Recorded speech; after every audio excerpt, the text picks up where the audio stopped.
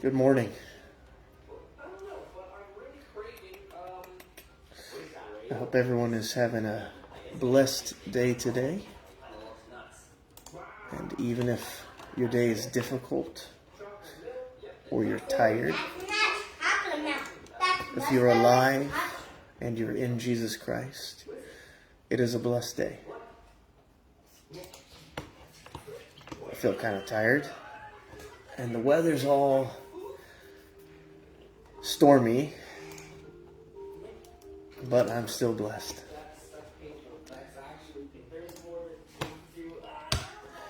I want to talk about lust for a little bit. Lust. And there's a reason I want to talk about lust. I'm seeing a trend. A trend.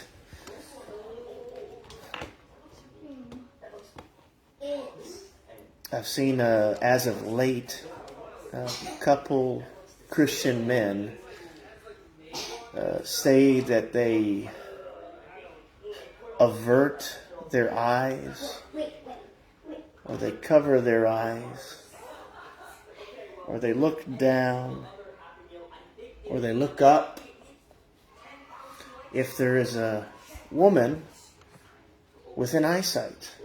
And they say that, because they don't want to feel those feelings of physical attraction.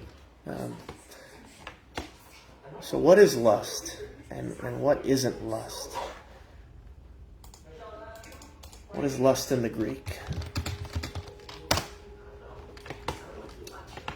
It's epithumia, and it means a longing for the unlawful. Hence, concupiscence, desire, a strong desire, a strong longing or craving, especially when it's directed towards something forbidden or sinful. Epithumia, lust. All right, so again, I have seen a new trend. I don't know if it's new. It's probably an old trend that just gets resurfaced, where guys are they themselves and encouraging other men that if you are in the eyesight of a woman, you need to shield your eyes, or you need to look down, or you need to look up, as to not lust. And I think they misunderstand what lust is and what lust isn't. God made men and women to be physically attracted to the opposite sex. He made a man have these feelings and the physiology to see another woman and find that beautiful. And God made women to find men handsome or attractive. That's normal. That's natural.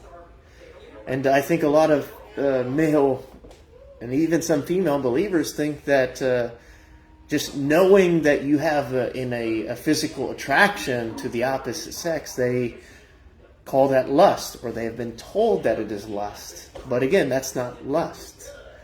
That's normal. That's healthy.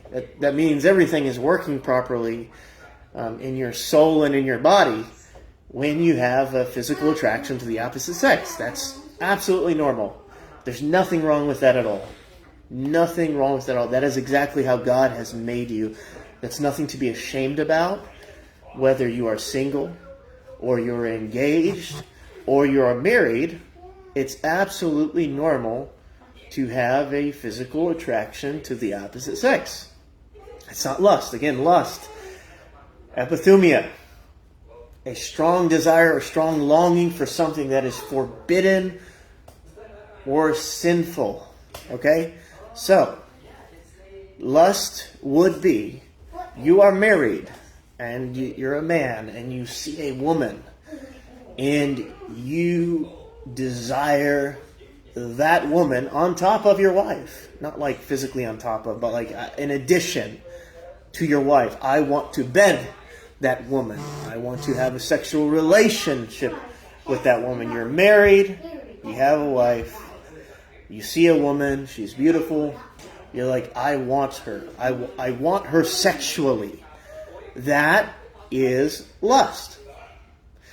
Lust is not you being married as a man and you're walking around the grocery shop and there is a beautiful woman and you find in your mind, oh, this woman is a beautiful woman.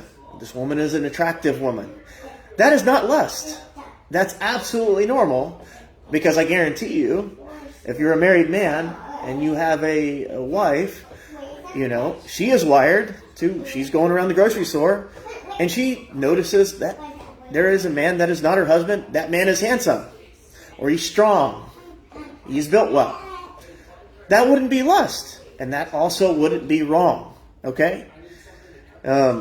Again, lust would be is if your wife noticed an attractive man and then desired to have that person sexually. Jesus said, if any man lusts after another woman, he has committed adultery in his heart. What is adultery? Adultery is sexual intercourse with an individual that is not your spouse. That's what adultery is. Sexual intercourse with an individual that is not your spouse. So when Jesus said, he that looketh after a woman with lust, he has committed adultery in his heart, Jesus is not saying that a man sees a woman, finds her attractive, that is lust. That is not lust. That's normal. That's how God wired men, to find women beautiful. And God wired women to find men handsome and attractive. That's natural. It's beautiful. It's nothing to be ashamed about. I've seen as of late, and within a couple weeks, 2 different Christian men where they say that they purposefully look down at the ground, or they do this so as to not see a beautiful woman. And let me tell you, that is retarded. That is stupid. The Word of God says, to the pure, all things are pure. It's not impure or ungodly or unrighteous to notice something that is beautiful. You see an artwork, you have a favorite artwork that you think is beautiful, and then you see another artwork, it's also beautiful. You look out at God's creation, the landscape, the mountains, the rivers, the lakes, the oceans, you're like, that's beautiful. You look at your children, they're beautiful. You look at your wife, she's beautiful. You look at your husband, he's handsome. You notice other people, that person is strong. That person is skinny. This person is handsome. This person is beautiful. That's all natural. There's nothing wrong with that. So if you ever have thought that finding someone attraction is lust or being lustful, you have been lied to. You've been tricked. You should not be ashamed that you are or have an attraction to those of the opposite sex, even if you're married or even if you're engaged, because it's going to happen. It's natural to find something that's beautiful, beautiful. Now, what is unnatural, what is ungodly, what is wrong is when you desire to take that which does not belong to you. When you are married, you want to take somebody else's spouse, or someone's, just a single woman. You want her as well, but you're married. That's wrong. There's 2 commandments where lust and adultery are involved in the 10 commandments. One is thou shalt not commit adultery. And the other is thou shalt not covet thy neighbor's wife. Okay? And that's akin to lust. When you covet something or have this strong desire for something that is not yours or something that is unlawful, that is lust. All right? So men, you don't need to walk around staring at the ground. Women, you don't need to walk around staring at the sky. You don't need to cover your face or avert your gaze if someone is beautiful. Because if you have the grace of God and the Holy Spirit living inside of you, sin shall not have dominion over you. That means lust shall not have dominion over you, because you are under grace and not under the law. Now the law is I need to shield my eyes because there might be a beautiful person, or because there is a beautiful person, and I don't want my eyes to see this beautiful person. That's the law. And if you are under the law, sin has dominion over you, and you will fall and you will stumble, not because there's a beautiful person, but because you are not resting in the grace of God. You're not trusting the grace of God for His all-sufficiency to keep you from falling. I'm able to go out in public, to the grocery store, to the gym, to a park, and notice beautiful people, both men and women. I notice that if a guy is handsome or he's strong, I notice it. If I notice a woman is beautiful, I notice it. And I'm not ashamed that I notice it, that someone's beautiful, and neither should you. You shouldn't be ashamed, because that's not lust. Now, if I were to go out in public and notice somebody that is beautiful and then desire them or think about them in a sexual manner, as a married man, that is lust. That is adultery. And that is wrong.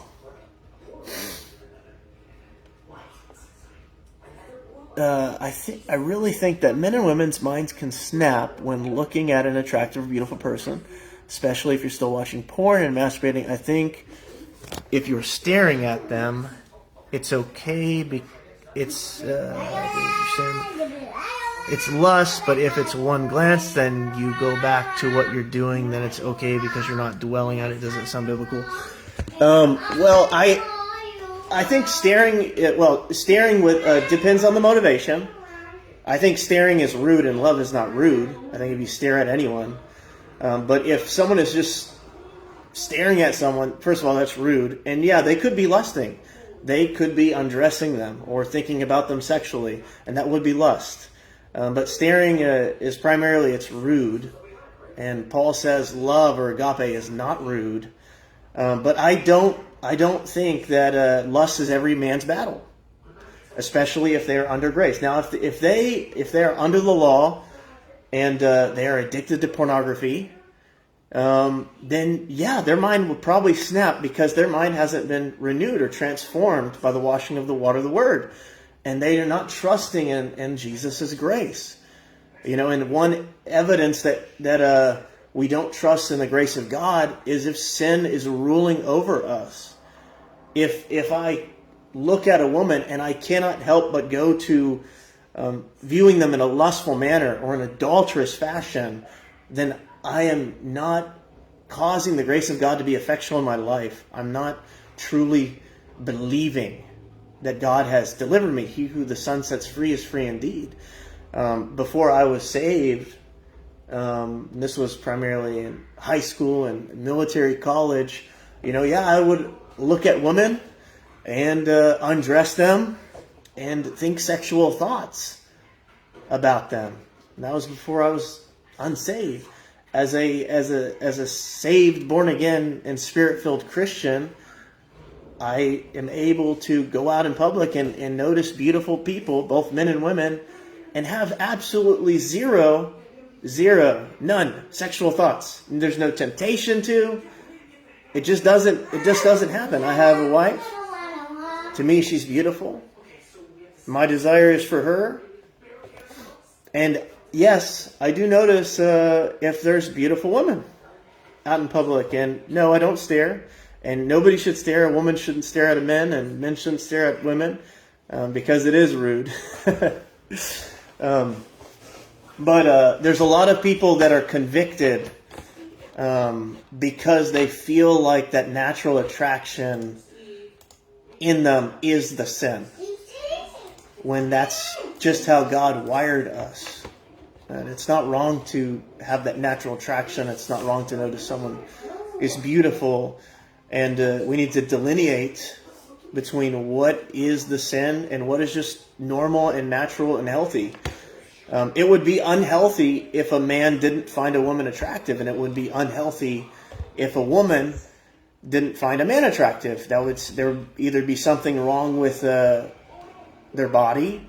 They're very sick. Their body's very sick, and therefore they're like a eunuch. Or they have same-sex attraction, and that's usually caused by trauma. That's not natural. Same-sex attraction is the Bible calls unnatural. It's an unnatural affection. It is not how the human body is supposed to be wired, and it's not how our souls are supposed to be. But I just wanted to call out these people that are purposefully trying to hide themselves from being able to see those of the opposite sex. It tells me something is wrong inside there. Something is desperately wrong. If they can't look at a member of the opposite sex and not lust, something is wrong. That's not for the Son of God that's walking in the Spirit. That's not right. It's not natural. It shouldn't be happening. So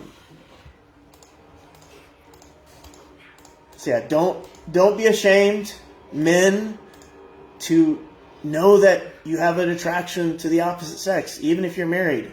That attraction is not going to go away. But it is wrong if you are married and you desire another woman sexually. That is wrong, and you don't have to be bound to that. That's not normal. If Christian men tell you that it's normal to cheat or to have desires to cheat, that's not normal. That is not normal. I don't have desires to cheat. I do not have desires to commit adultery, even if I find those of the opposite sex attractive. I do not have a desire.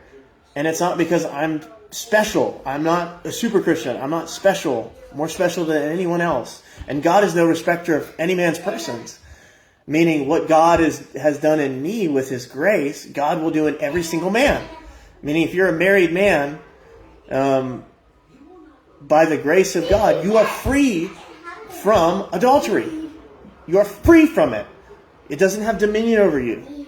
And perhaps the reason you are tempted to commit adultery, if you are a married man, is because you believe you are bound.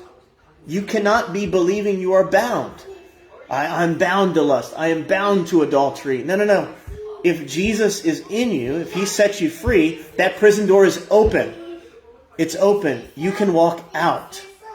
You can walk out and you can stay out by the grace of God. Not because of your strong self-control, not because you avert your gaze, not because you have accountability partners, but because Jesus has set you free, and Jesus and His grace is all sufficient. Now, when you add something on top of Jesus' grace, you are setting yourself up for failure. Okay? It's Jesus' grace plus nothing equals freedom. You say Jesus' grace plus my security fences, the 10 security fences that I put around me to defend me from sinning, those things, the grace plus law, the law nullifies the grace. It takes away the power of the grace. Okay? The law disarms grace in your life and strengthens sin in your life. But grace alone, by faith alone, disarms the law. It disarms the curse of the law. It disarms sin. God bless you. Have a wonderful day.